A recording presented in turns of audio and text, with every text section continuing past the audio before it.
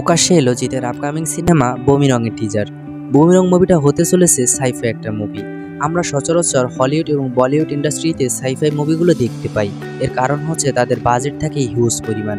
একটা sci fi movie তৈরি করতে এর জন্য যে ভিএফএক্স এবং সিজিআই ইউজ করা হয়, সেইটার যে বাজেট থাকে এইটা দিয়ে অনেক কয়টা বাংলা মুভি তৈরি করা যায়। এদিক থেকে জিত কিন্তু একটু ভিন্ন পথেই হাঁটতেছে।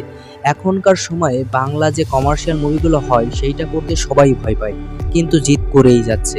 এর কারণ হচ্ছে সে এখনো বাংলা ইন্ডাস্ট্রিটাকে টিকিয়ে রেখেছে। সে চায় যেন বাংলা মুভিগুলো এখনো মানুষ হলে গিয়ে দেখে। তাহলে কেমন ছিল বমি রঙের টিজার? বমি রঙের টিজারের দিকে যদি আসি, এইখানে জিতকে একটা সায়েন্টিস্ট হিসেবে দেখানো হয়েছে।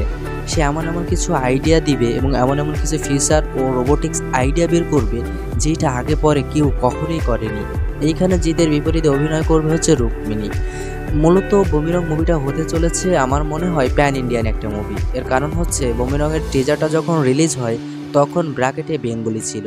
যেহেতু বেঙ্গলি লেখা ছিল সেহেতু হিন্দি, তামিল, তেলেগুও হতে পারে।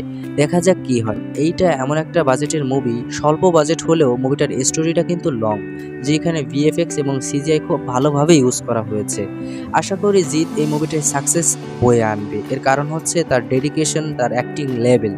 আশা করি খুব ভালো একটা মুভি হতে চলেছে বমি রং। আপনাদের কাছে কেমন লেগেছে বমি রঙের টিজার নিশ্চয়ই কিন্তু আমাকে কমেন্ট করতে ভুলবেন না।